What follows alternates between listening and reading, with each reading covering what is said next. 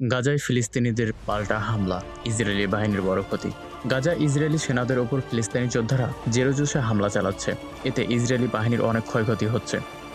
গাজার দক্ষিণে খান ইউনিস শহরে একটি বড় বোমা ফেটেছে। আল কাসামস, আল কুদ্দুস, আল আকসা শহীদ ব্রিগেড মিলে ইসরায়েলি সেনাদের ওপর হামলা চালায় তারা। খান ইউনিসে একটি ইসরায়েলি যুদ্ধযান গাড়িতে রকেট মারা হয়। এরপর দেখা গেছে হেলিকপ্টার করে আহতদের সরিয়ে নেওয়া হয়েছে তাদের সৈনিকদের।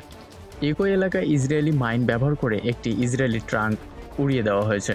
এমনকি ইসরায়েলি ড্রোনও ধরে ফেলেছে এই ফিলিস্তিনিরা।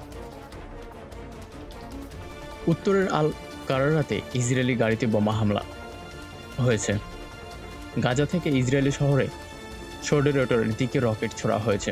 তারা বলেছে রকেটগুলো ঠিক জায়গা মতন আঘাত এনেছে। গাজা শহরের সুজাইয়াতে ফিলিস্তিনি যোদ্ধারা ফাঁদ পেতে হামলা চালাইছে। প্রথমে মাইন ফাটিয়ে পরে আটকানো হয়। এরপর ইসরায়েলি সেনারা একটি বাড়িতে আশ্রয় নিলে সেই বাড়িতে মিসাইল বোম মারা হয়। এরপর বন্দুকযুদ্ধ শুরু হয়। ফিলিস্তিনিরা দাবি করেছে এ হামলায় ইসরায়েলি অনেক সেনা হতাহত হয়েছে। এই ঘটনাগুলো দেখাচ্ছে যে ফিলিস্তিনি যোদ্ধারা কতটা শক্তিশালী এবং তারা কিভাবে লড়াই চালিয়ে যেতে পারে।